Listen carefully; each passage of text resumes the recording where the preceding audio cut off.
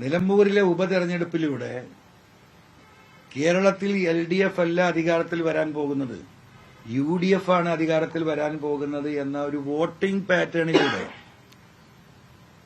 കേരളത്തിലെ ജനങ്ങളെ ബോധ്യപ്പെടുത്താൻ, ഈ പിണറായി ഗവൺമെന്റിന്റെ അന്ത്യം കുറിക്കാൻ, അതിനല്ലേ ഞാൻ രാജിവെച്ചത്.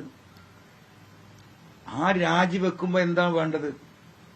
എല്ലാവരും ഒരുമിച്ച് നിന്ന് ഒരു അഭിപ്രായ വ്യത്യാസവുമില്ലാതെ ഈ ലക്ഷ്യത്തിലേക്കുള്ള പ്രയാണമാണല്ലോ UDF ലീഡർഷിപ്പ് തീരുമാനമാക്കേണ്ടത്. അത് ചെയ്യുമെന്നല്ലേ സ്വാഭാവികമായിട്ടും നമ്മൾ കണക്കുകൂട്ടിയിട്ടുള്ളത്. അതിനുതകുന്ന ഒരു സ്ഥാനാർത്ഥിയാവണ്ടേ? ഷൌക്കത്തുമായി വ്യക്തിപരമായ അഭിപ്രായ വ്യത്യാസങ്ങളുണ്ട്. അത് ആ അഭിപ്രായ വ്യത്യാസമൊന്നും ഇപ്പോൾ നമ്മൾ ഏറ്റെടുത്ത ഒരു മിഷന് തടസ്സമേ അല്ല. നിങ്ങൾക്കറിയാം, ഇന്നലെ അദ്ദേഹം ഞാൻ ഒരുമിച്ചാ ചോർന്നത് ഒരു കല്യാണ വീട്ടിൽ വെച്ചിട്ട്. ഞങ്ങൾ അത്ര വലിയ എതിർപ്പുണ്ടെങ്കിൽ ആരെങ്കിലും തൊട്ടടുത്ത് പോയിരുന്ന ഭക്ഷണം കഴിക്കും. ഇഷ്ടംപോലെ സീറ്റ് അവിടെ ഇല്ലേ? അദ്ദേഹവുമായുള്ള വിഷയം വേറെയാണ്. അത് ഇവിടെ ഇപ്പം ചർച്ച ചെയ്യപ്പെടേണ്ടതല്ല. അത് ചർച്ച ചെയ്യപ്പെടേണ്ട ഘട്ടത്തിൽ അന്ന് നമുക്ക് ചർച്ച ചെയ്യാം. അത് ഇലക്ഷന് മുമ്പാവുമോ പിമ്പാവുമോ അത് ഉണ്ടാവുമോ എന്നൊക്കെ നമുക്ക് പിന്നെ നോക്കാം. ഇപ്പോ UDF നിർത്തിയ ഒരു സ്ഥാനാർത്ഥിയെ ഇനി എന്താ പറയാ, ഈ ചർച്ചകൾ നടക്കുമ്പോൾ അതിന്റെ മുകളിലൊരു ചർച്ചയിലേക്ക് ഞാൻ കിടക്കുന്നില്ല. അവിടെ എന്റെ വിഷയം ഒരാൾക്കും എതിർപ്പില്ലാത്ത ആ സമൂഹത്തിൽ നിന്ന്, നിലമ്പൂരിലെ പൊതുസമൂഹത്തിൽ നിന്ന് എല്ലാവർക്കും വോട്ട് ചെയ്യാൻ പറ്റുന്ന ഒരു സ്ഥാനാർത്ഥിയാണ്. സ്ഥാനാർത്ഥിയുടെ കുഴപ്പം കൊണ്ടൊരു വോട്ട് പോകരുന്ന വോട്ടാർക്ക് ആരുമാകട്ടെ. ഞാൻ പറഞ്ഞു, സ്ഥാനാർത്ഥിക്ക് ഒരു പ്രസക്തി ഇല്ലാന്ന് ഞാൻ പറഞ്ഞു 2 ദിവസം മുമ്പ്. നിങ്ങൾക്കറിയാം, അവിടെ ജനങ്ങളും ഈ പറയുന്ന LDF തമ്മിലെ പോരാട്ടാന്ന് പറഞ്ഞു.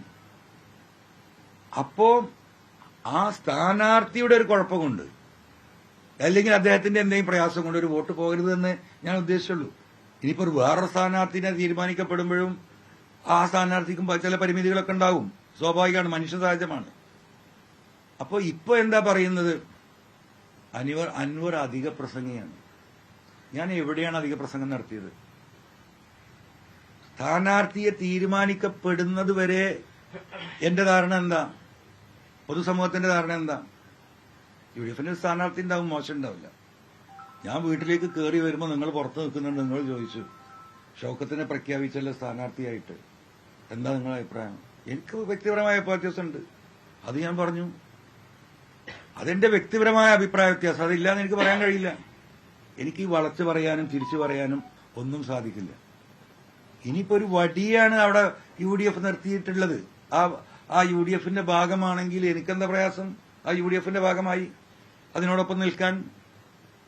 ഇവിടെ വിഷയം ഈ ഗവൺമെന്റിനെ താഴെ ഇറക്കാനുള്ള ഒരു തെരഞ്ഞെടുപ്പ് റിസൾട്ട് ഒരു 25,000-30,000 വോട്ടിനോട് ജയിക്കുമെന്ന് ഞാൻ പറഞ്ഞു. അവിടെ തന്നെ ഞാൻ ഇപ്പോഴും നിൽക്കുന്നത്. അതിന് ഉതകുന്ന രീതിയിലെ കാര്യങ്ങൾ നടത്തണം. അപ്പൊ ഒരു സഹകരണ മുന്നണിയാക്കാന്ന് പറഞ്ഞു. അതിന് സമ്മതിച്ചു.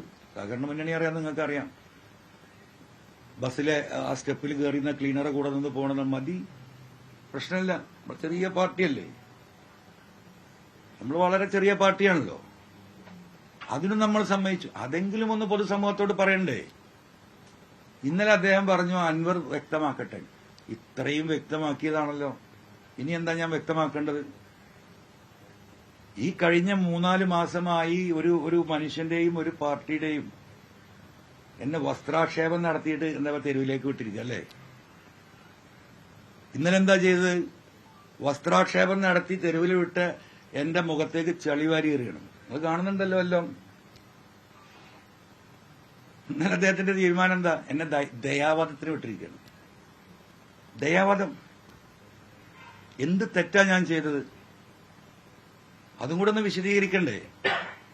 നിങ്ങൾക്കറിയോ, ഈ മലപ്പുറം ജില്ലയിൽ 1,86,000 ചെറുപ്പക്കാരും മിഡിൽ ഏജിലായിട്ടുള്ള ആളുകളും പാസ്പോർട്ട് എടുക്കാനും ഉള്ള പാസ്പോർട്ട് പുതുക്കാനും കഴിയാതിരിക്കുക. എന്താ അറിയോ? ഈ സുജിത്താസും അജിത് കുമാറും ഉണ്ടാക്കി പോയ കേസുകൾ, പെറ്റി കേസുകൾ, ബൈക്കിൽ 3 ആള് പോയതിന്, ഹെൽമെറ്റ് ഇല്ലാത്തതിന്, വണ്ടി പാർക്ക് ചെയ്തതിന് 1,86,000-ഓളം. അത് ഞാൻ ചൂണ്ടിക്കാണിച്ചതാണോ ഞാൻ ചെയ്ത തെറ്റ്? ഈ മലയോര മേഖലയിലെ മനുഷ്യന്മാർ അനുഭവിക്കുന്ന പ്രശ്നം, ആ നിയമ ഭേദഗതി ബില്ല് അതിനെതിരെ എതിർത്ത് ജയിലിൽ പോയതാണോ ഞാൻ ചെയ്ത തെറ്റ്? ചിലപ്പോൾ വിശദീകരിക്കപ്പെടണം. ഒരു ജില്ലയാകെ ഏറ്റവും വലിയ വർഗീയവാദികളും വിഘടനവാദികളുമായി രാജ്യത്തിന്റെ മുന്നിൽ, രാജ്യത്തിന്റെ പാർലമെന്റിൽ അവതരിപ്പിക്കാൻ RSSനോടൊപ്പം കൂട്ടുചേർന്ന് നിന്ന അജിത് കുമാർ ആ വിഷയം കേരളത്തിന്റെ സമൂഹത്തിന്റെ മുമ്പിലേക്ക് പറഞ്ഞതാണോ? ഞാൻ വിഷയം ഇതാണല്ലോ PV അൻവർ അധിക പ്രസംഗിയല്ലേ? ജനങ്ങൾക്ക് വേണ്ടി പറയുമ്പോൾ ഞാൻ അധിക പ്രസംഗിയാണ്. ജനങ്ങൾ ആലോചിക്കട്ടെ. ജനങ്ങളാണ് ഇതിൽ തീരും. ഞാൻ എന്ത് അധിക പ്രസംഗമാണെങ്കിൽ എനിക്ക് ഇനിയും അത് പറയേണ്ടി വരും. ജനങ്ങൾക്ക് വേണ്ടി ആണ് ഞാൻ സംസാരിച്ചത്. ഇപ്പോ ഒരു എന്താ പറയാ, നിയമസഭാ സാമാജികനാകാൻ വേണ്ടിയിട്ടുള്ള വെപ്രാളാണല്ലോ നമ്മൾ ഈ കണ്ടുകൊണ്ടിരിക്കണല്ലേ. ഉള്ളത് ഞാൻ എന്താ പറയാ സമൂഹത്തിന്റെ മുമ്പിലേക്ക് വലിച്ചെറിഞ്ഞു പോകുന്ന അധികാരമുണ്ടെങ്കിൽ എനിക്ക് അവിടെ നിന്നാ മതിയല്ലോ. സുജിത് ദാസ് എന്ന് പറയുന്ന IPS ഓഫീസർ എന്റെ കാല് പിടിക്കുന്നത് നിങ്ങൾ കേട്ടതാണല്ലോ. സാറേ 30 കൊല്ലം എനിക്ക് ഇനിയും സർവീസ് ഉണ്ട്, സാറിന്റെ കൂടെ ഞാൻ ഉണ്ടാവും, സാറ് പറയുന്ന എന്ത് ജോലി ഞാൻ ചെയ്യും, ദയവായി എന്നെ ഉപദ്രവിക്കരുത്, ആ മരക്കേസ് മരം പോയ നിങ്ങൾ കൊടുത്ത പരാതി ദയവായി ഒന്ന് പിൻവലിക്കണം, അല്ലേ? എന്തെല്ലാം ഇട്ടെറിഞ്ഞു ഞാൻ. എന്റെ ജീവന് വല്ല സംരക്ഷണമുണ്ടോ? ഞാൻ സർവശക്തനായ ദൈവത്തില് എന്താ പറയാ അർപ്പിച്ച് നടക്കുന്നവരായതുകൊണ്ടാണ് ഞാൻ ഈ ഭൂമി കൂടെ എപ്പോഴും നടക്കുന്നത്. 4 ഗവൺമെന്റ്മാരുണ്ടായിരുന്നു, പിൻവലിച്ചില്ലേ? വീടിന് സംരക്ഷണം ഉണ്ടായിരുന്നു, പിൻവലിച്ചില്ലേ? എന്തെല്ലാം ഞാൻ നേരിടുന്നുണ്ട്. 3-4 സ്റ്റാഫിന് സർക്കാർ ശമ്പളം കൊടുക്കുന്നുണ്ടായിരുന്നു, എല്ലാം പോയില്ലേ?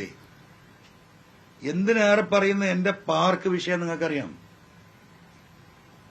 അത് 5-6 കൊല്ലം കേസ് കൂടി, സുപ്രീം കോടതി നടക്കം കേസ് കൂടി. ജിയോളജിക്കൽ സർവേ ഓഫ് ഇന്ത്യയിലെ ഏറ്റവും വലിയ അതോറിറ്റിയാണ് ഭൂമി സംബന്ധമായി പറയേണ്ടത്.